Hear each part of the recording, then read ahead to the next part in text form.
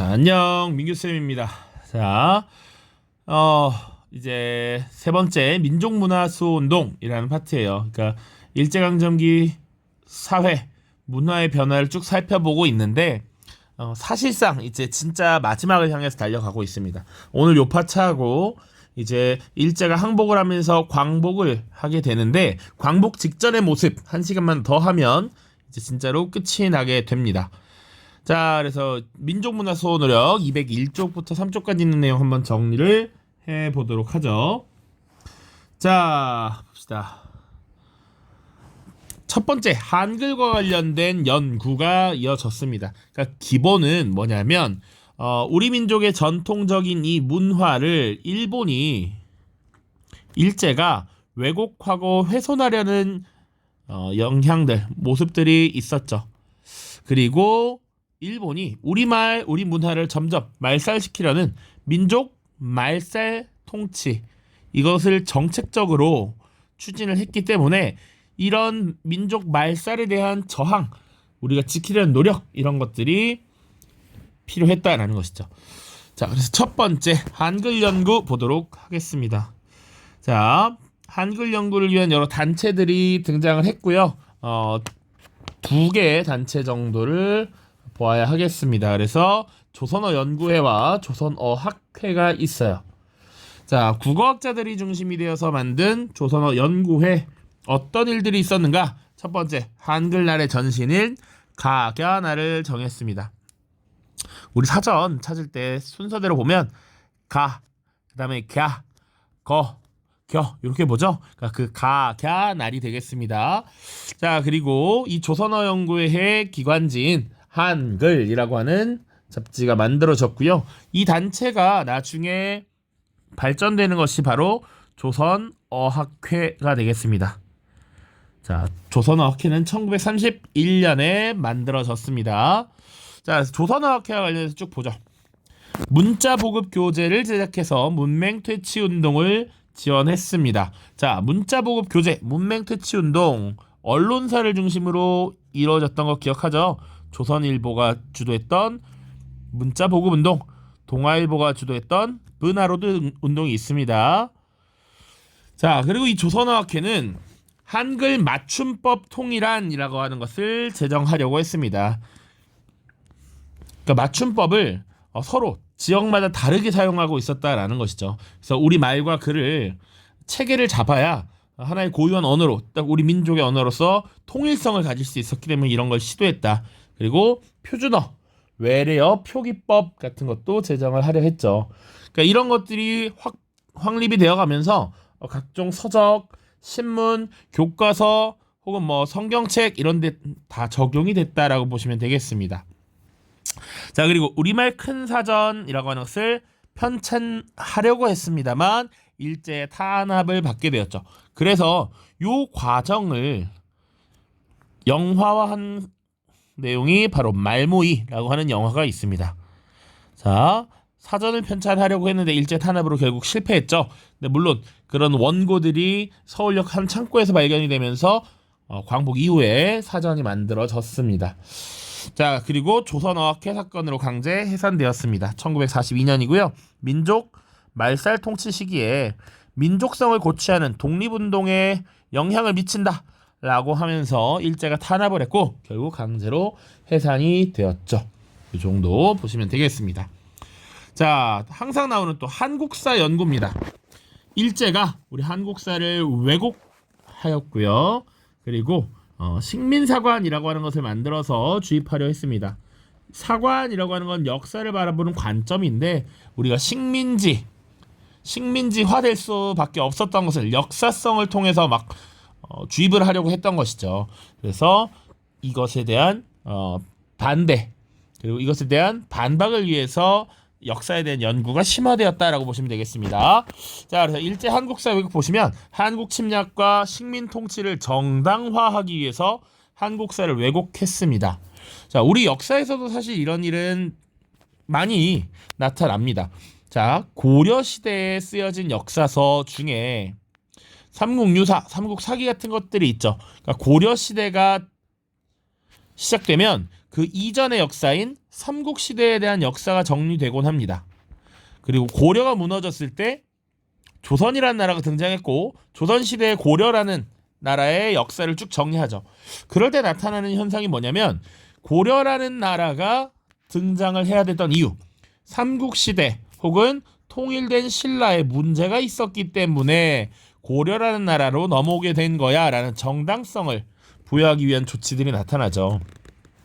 신라가 삼국 통일을 했을 때 백제를 무너뜨리고 고구려를 무너뜨렸어. 그때 이제 백제 의자왕이 뭐 삼천국년을 거느리고 되게 방탕한 삶을 살았고 이런 내용들이 다 당대를 정당화하기 위한 여러 조치였다라는 것이죠.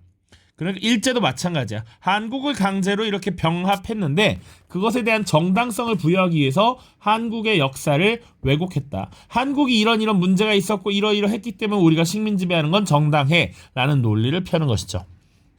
자, 그래서 일제는 조선사 편수회라고 하는 단체를 만들었고요. 실제로 조선사라고 하는 역사를 편찬했습니다. 그리고 식민사관을 만들어냈고요. 이것을 확산시키기 위해 노력했어요. 이 식민사관은 대표적으로 3가지 정도의 이론으로 정리가 됩니다. 첫 번째는 정체성론이라고 하는 거예요. 그리고 두 번째는 타율성론, 그리고 세 번째가 당파성론이라고 하는 것이 있습니다. 자, 첫 번째 정체성론이라고 하는 거. 정체되어 있다. 교통정체라고 하면 이런 이 차량들이 움직이지 못하고 그 자리에 멈춰 있는 걸 정체라고 하죠. 기본적으로 조선의 역사가 정체되어 있고 발전하지 못했다라고 하는 것입니다. 자, 서양의 역사학이 전개가 되면서 역사의 발전 과정이라고 하는 것을 나름 설정을 해요. 자, 그래서 보통 고대, 옛날 옛적이란 얘기야. 그리고 중세, 그리고 근대, 그리고 현대로 나아가겠죠. 자, 고대의 특징은 노예제 사회였다라는 것이고요.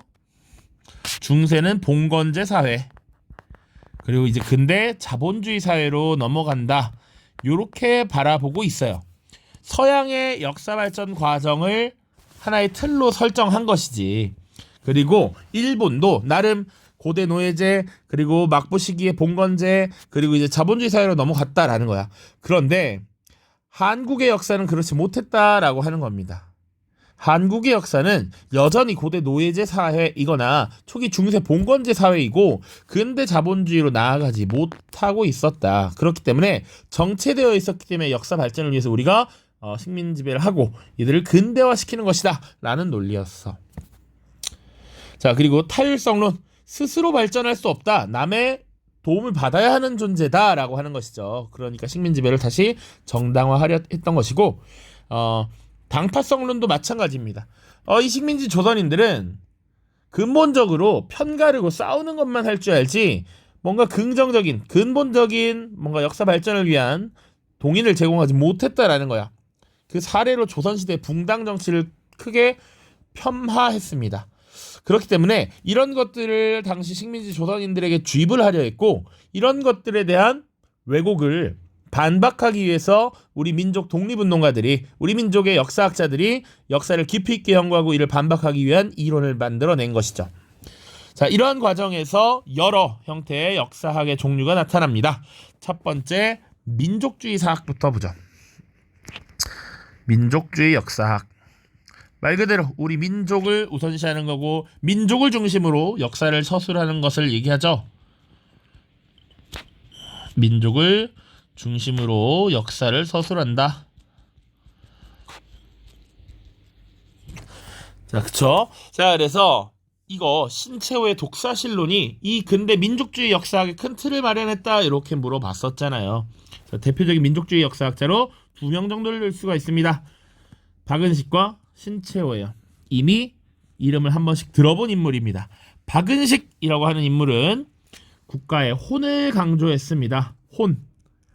실제 나라를 빼앗겼지만 우리 정신, 우리 혼을 잘 지켜내고 있으면 어떤 일이 일어나도 나라를 되찾을 수 있다라고 주장을 했던 것입니다. 그래서 이것과 관련해서 또 자료가 있으니까 자료를 일단 한번 보도록 하고요. 박은식의 대표 저서도 기억해야 합니다. 한국 통사, 한국 독립운동 지혈사라는 겁니다. 자, 역사에서 보통 통이라고 하면 과거부터 현재까지 쭉 이것을 의미해요. 근데 여기 통사는 다릅니다. 박은식의 한국 통사는 한국의 아픈 역사야. 여러분들 두통, 치통 이렇게 얘기하죠. 아픈 걸 통증이라고 하는데 한국의 아픈 역사라는 거지. 우리 민족이 겪어온 이 아픈 역사, 일제에게 침략을 당해서 식민지배 당한 이 아픈 역사를 정리하겠다라는 것이죠. 자, 그리고 한국 독립운동 지혈사라는 게 나옵니다. 자, 여기서 혈은 피예요.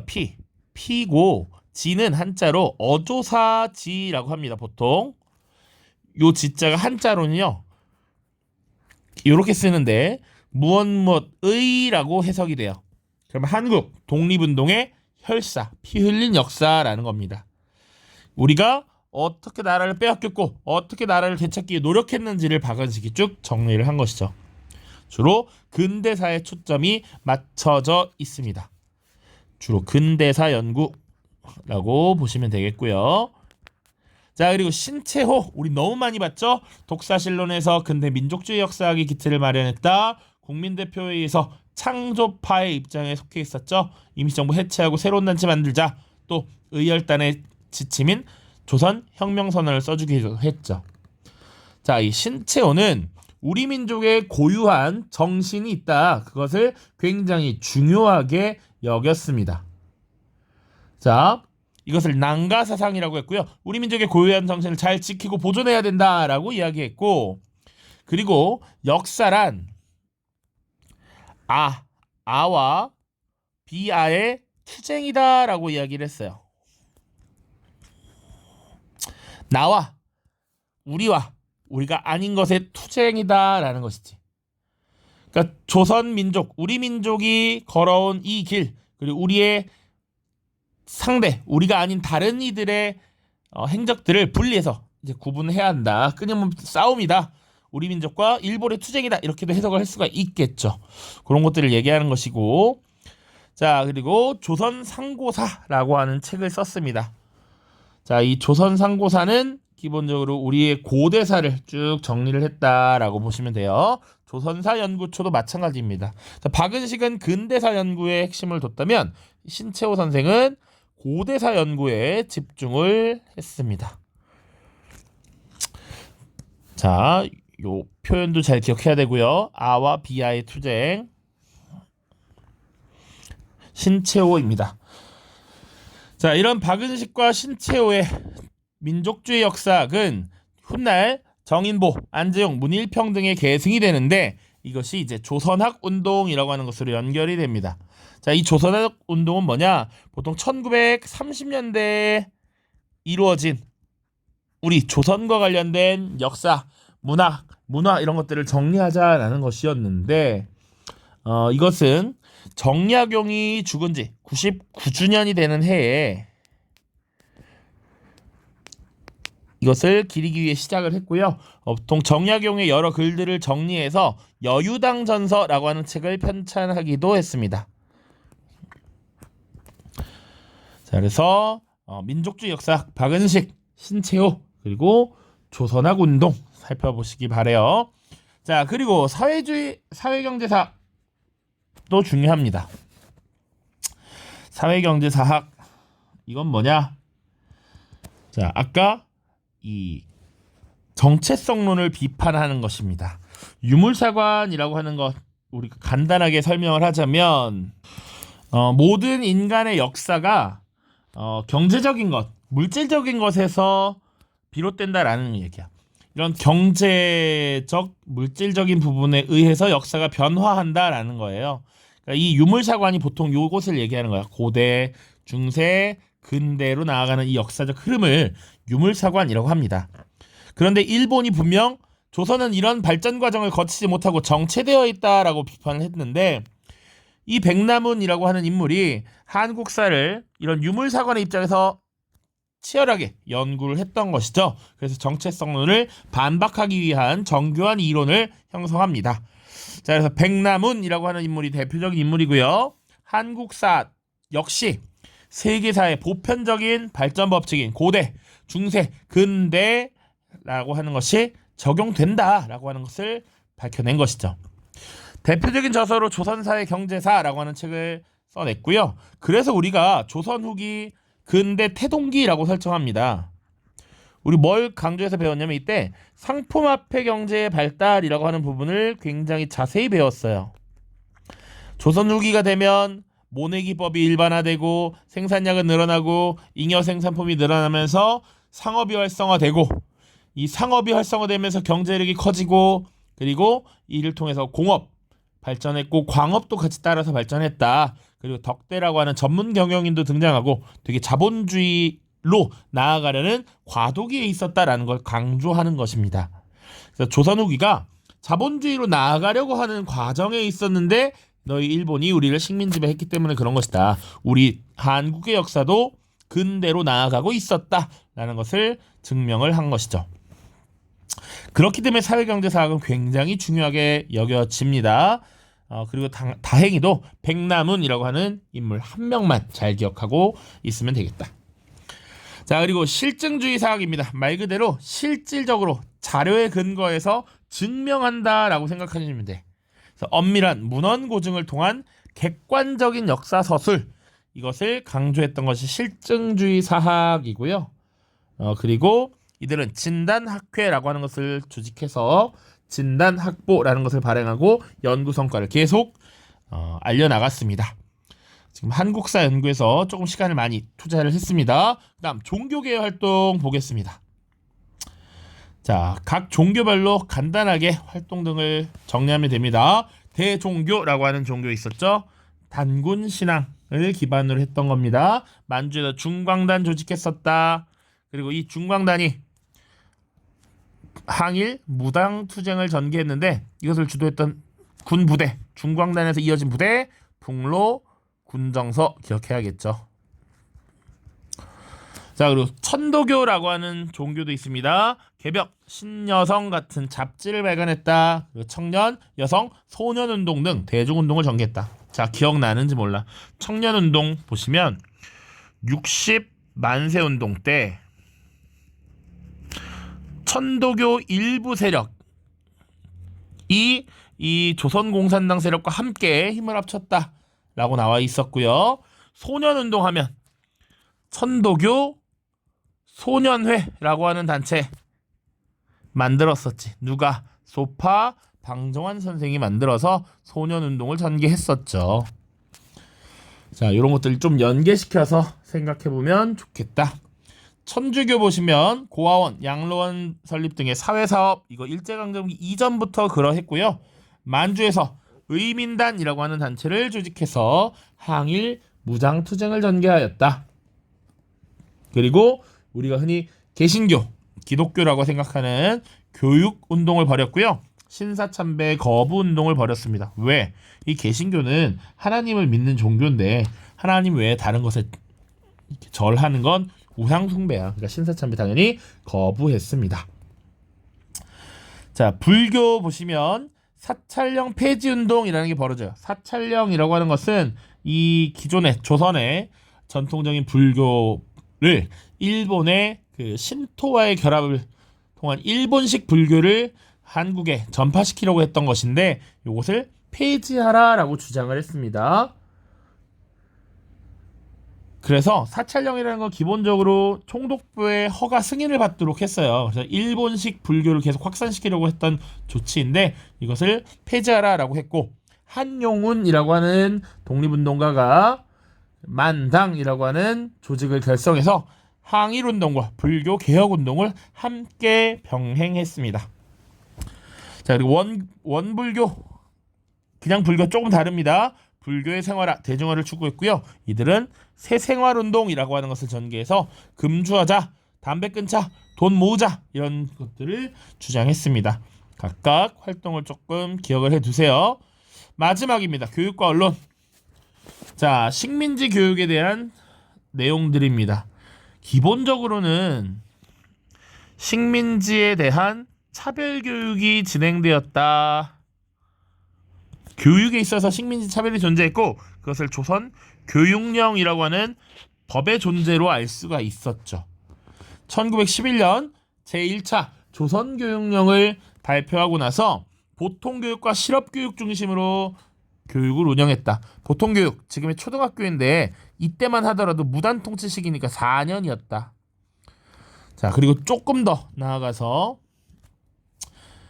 일단 밑에 봅시다. 보통학교에서는 보통 일본어, 일본 역사 교육 이런 것들을 많이 했고요. 수신, 도덕 교과를 강조했습니다. 그런데 이 조선교육령도 조금 변해요. 사실 2차, 3차, 4차로 구분할 수가 있습니다. 자, 2차는 문화통치 시기야. 보통교육 6년으로 늘렸죠. 그리고 대학 설립이 가능하다라고 표현해놨어. 물론 대학을 실질적으로 만들어주지 않아서 밀립대학 설립운동이 일어났습니다. 자, 3차는 1938년, 4차는 1941년인데 42년인데 이때는 조선 역사를 처음엔 수의 과목으로 만들었어. 학교에서 선택할 수 있는 과목으로 만들었는데 사실상 선택하면 불이익을 줬었고요. 이때는 아예 조선 역사라는 과목 없애버렸죠. 이런 차이가 있습니다. 자, 그리고 민족 교육운동이 전개됐죠. 이런 식민지 차별에 대한 교육운동이 벌어졌어. 그래서 사립학교, 야학, 계량서당 등을 만들었는데 사립교육을 통제하기 위해서 다시 사립학교령, 서당규칙 이런 것들을 만들어서 압박을 했었죠. 그래서 이런 식민지에 대한 차별을 철폐하라 라고 하는 교육운동을 벌이기 위해서 조선교육회라는 게 만들어졌고 이것을 주도했던 인물이 이상제라고 하는 인물이 있습니다. 그래서 나중에 밀립대학 설립운동이라고 하는 것을 주도하죠. 물론 이때는 밀립대학 기성회라고 하는 별도의 단체를 또 만들기도 합니다. 그리고 한국인에게 적합한 한국인 본위의 교육을 실시하라 이런 것들을 주장하죠. 그리고 조선 여자교육회라는 것도 있었습니다. 차미리사라는 인물이 설립을 했고요. 여성 교육을 보급하고 여성을 해방하라 이런 것들을 주장을 했습니다. 자, 그리고 언론 보시면 일제가 언론을 통제했습니다. 그러니까 조금 더 디테일하게는 우리 1920년대 문화통치 시기에 신문 발행을 허가했죠. 그러나 검열하거나 정간 조치를 했다 이런 얘기 했었잖아. 검열, 정간, 압수, 기사 삭제 이런 것들이 이어졌다라는 겁니다. 그리고 1930년대 민족 말살 통치 시기가 되면 그 통제가 더욱 심화되는데 대표적인 사건이 일장기 말소 사건이라는 겁니다. 이게 뭐냐? 자, 1936년에 독일의 베를린에서 올림픽이 열렸습니다. 이 베를린 올림픽에 마라톤 선수로 손기정 선수가 참여를 해요. 자, 그런데 이 손기정 선수가 우리 한국인이었지만 우리는 식민지배를 당하고 있던 상태였기 때문에 손기정 선수가 일장기를 달고 마라톤을 뛰죠. 그리고 여기서 금메달을 따게 됩니다. 그런데 그 시상대 보면 이렇게 돼 있고 여기 옷이 있고 있을 거 아닙니까? 그런데 여기 일장기가 딱 그려져 있었어. 근데 이게 너무 우리 민족의 안타까움이죠. 우리 한국인이 수상을 했는데 일장기를 달고 있는 거야. 그래서 당시 동아일보나 이런 신문들이 여기는 일장기만 딱 지웁니다. 포샵을 해서 지워버리는 거지. 이것이 알려지면서 조선일보, 동아일보가 사실상 나중에 정간을 먹고 심지어 전쟁이 심화되는 1940년에는 아예 폐간이 되어버리죠. 자, 그러다 보니까 이때 이미 이런 탄압이 심화되면서 이 총독부에 순응하는 신문사들만 살아남을 수 있었고 결국 민족신문이 발간이 정지되었다. 이런 내용들입니다. 자, 이렇게 지금 우리 문화 파트 민족문화 수호운동 부분을 정리를 해봤고요. 교과서 마저 보고 빨리 끝내도록 하겠습니다. 자, 가장 먼저 201쪽인데요. 생각열기 보시면 왼쪽과 오른쪽 차이가 있습니다. 원래 전송받은 사진과 동아일보에 보도된 손기정 선수의 사진이라고 돼 있어요. 그러니까 보면 이 유니폼 정면에 일장기가 그려져 있었는데 지금 일장기를 삭제한 사진을 올렸습니다. 동아일보에 보도된 사진이고요. 보시면 1936년 11회 베를린 올림픽 대회에서 마라톤 경주에 출전한 손기정 선수가 우승을 했는데 동아일보는 이 시상식 사진을 보도하면서 일장기를 삭제했습니다. 이 사건으로 동아일보는 무기한 정간 조치를 받았고 이처럼 일제는 우리 민족의 역사, 전통을 왜곡하면서 민족 정신을 없애기 위한 이런 조치들을 많이 취했죠. 자, 쭉 보겠습니다. 한글 연구 보시면 일제는 한국인을 일본에 동화시키기 위해서 일본어를 보급하였다라고 되어 있고요. 자, 여러분들 통합사의 7단원에서도 이미 아마 배울 것 같은데 문화 동화라는 거 다루죠? 개념. 그러니까 일본, 우리 한국이 A고 일본 문화가 B라면 사실상 이 A를 없애버리고 B로 함께 만들려는 이런 것을 동화주의라고 하죠. 이 식민 정책의 거의 기본이라고 할 수 있습니다. 동화 정책이라고 하는 것. 자, 그래서 조선 총독부는 일본을 국어라 부르고 우리말을 조선어라고 부르면서 일본어 교육의 비중을 높였고 심지어 중일전쟁 이후에 조선어 교육을 없애고 일본어만 쓰도록 강요했습니다.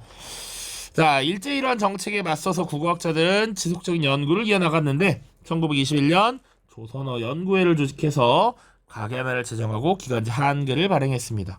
또 이 단체는 1931년에 조선어학회로 발전했고요. 조선어학회 활동 보시면 문자보급교재를 만들어서 문맹퇴치 운동을 지원했다. 한글 맞춤법 통일한, 표준어 외래어 표기법 제정, 그리고 우리말 큰사전 편찬을 시도했습니다. 그러나 이런 것을 방해했던 일본에 의해서 조선어학회를 독립운동단체로 규정했고 42년 회원을 대거 검거하고 강제 해산시키는 조선어 학회 사건이 발생했습니다.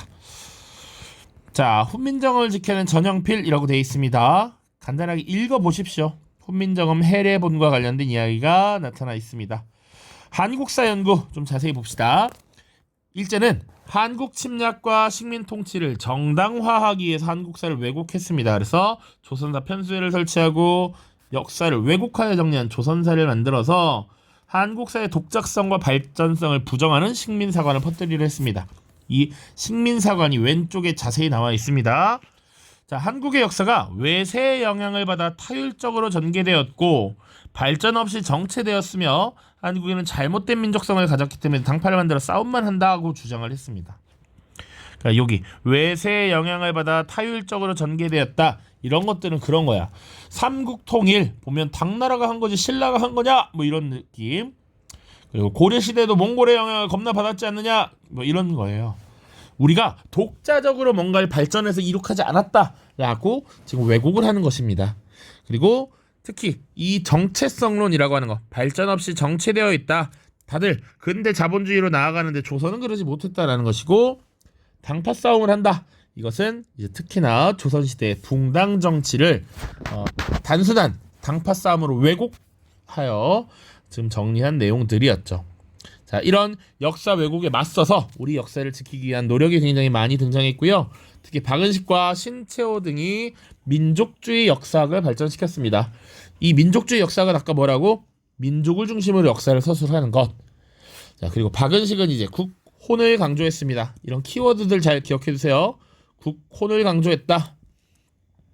그래서 한국 통사, 한국 독립운동 지열사를 저술해서 일제의 침략과 한국 독립운동의 역사를 정리했습니다. 주로 근대사에 초점이 맞춰져 있다.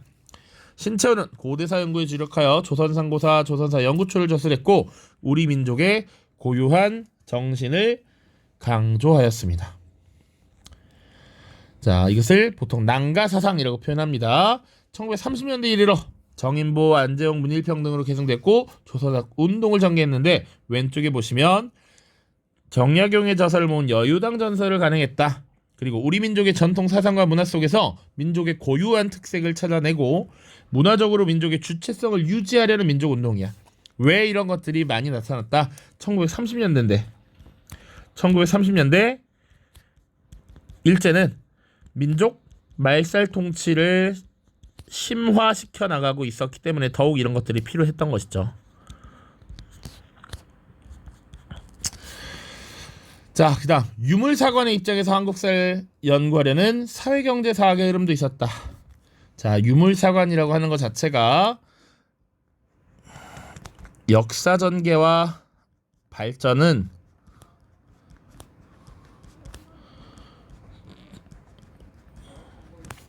물질적 그리고 경제적 요소에 달려 있다. 경제적 요소에 따라 변화한다. 기인한다 라고 하는 것을 유물사관이라고 보통 표현해요. 경제 발전이 역사의 변화를 이끈다 이런 생각인 거야. 자, 유물사관은 사회주의에 기초한 역사관으로서 뒤에 써 있네요. 자세하게 역사 발전의 원동력을 물질적 생산력과 생산 관계의 변화로 보았습니다. 그래서 고대, 중세, 근대 요런 역사 발전 법칙을 갖고 있다라고 본 것이죠. 그래서 백나무는 요거 아예 그냥 지울게요. 조선사회경제사를 저술해서 한국사가 정체되어 있지 않고 보편적 발전 과정을 걸어왔음을 주장했고 식민사관을 정체성론을 반박했죠. 자, 그래서 이 보편적 발전 과정을 걸어왔음을 주장하면서 연구한 결과가 조선 후기에 상품화폐 경제 발달 부분입니다. 이 부분에 엄청난 연구를 하게 된 것이죠. 자, 그리고 한편 실증적 연구 방법으로 역사를 연구한 사람들도 있었고요. 이들은 문헌고증을 통해서 역사를 객관적으로 서술하려 했다. 그래서 진단학회, 진단학보 같은 거 기억하시면 됩니다. 밑에 민족주의 사학과 사회경제 사학 나와 있습니다. 박은식의 기록을 보시면 옛사람이 나라는 멸망할 수 있으나 그 역사는 결코 없어질 수 없다라고 말했다. 나라가 형체라면 역사는 정신이다. 우리나라의 형체는 없어져 버렸지만 정신은 살아남아야 한다. 이것이 살아남으면 나중에 나라를 되찾을 수 있다라고까지 생각을 했습니다. 박은식 한국통사 기억해 주시고요. 신채호 역사란 무엇인가 인류 사회의 아와 비아의 투쟁이 시간부터 발전하며 공간부터 확대되는 심적 활동 상태의 기록이다. 나와 내가 아닌 것의 끊임없는 투쟁이다. 조선의 역사를 하면 조선 민족이 그리되어 온 상태를 기록하는 것이다. 민족주의 역사학을 지금 잘 정리하고 있는 것이죠. 백남훈입니다. 조선의 역사 발전은 다른 민족의 역사 발전 법칙과 구별되어야 하는 독자적인 것이 아니며 세계사적, 이론론적 역사 법칙에 따라 다른 여러 민족과 거의 동일한 발전 과정을 거쳐왔다. 핵심, 그래서 조선의 역사는 정체되어 있지 않다라고 하는 정체성론에 대한 반박이라고 보시면 되겠습니다. 백남은 조선사회경제사, 앞에 있는 저서들도 다 기억하세요. 신채호의 조선상고사, 박은식의 한국통사. 자, 종교계 활동입니다. 요거는 우리가 앞에서 봤던 내용 그대로 나열하고 있기 때문에 간단하게 읽어보시면 되겠습니다. 자, 쭉쭉쭉쭉 보시고요. 요거는 그냥 가볍게 읽어보면 되는 부분이니까 대신 종교계 같은 경우 특정 종교가 어떤 활동을 했는지 매치 잘 하시고요. 교육활동, 언론활동도 간단하게 읽어보시기 바랍니다. 자, 모두 고생 많았고요. 다음 시간에는 이제 독립 직전에 광복을 위한 여러 노력들 마지막으로 살펴보도록 하겠습니다. 고생 많았습니다.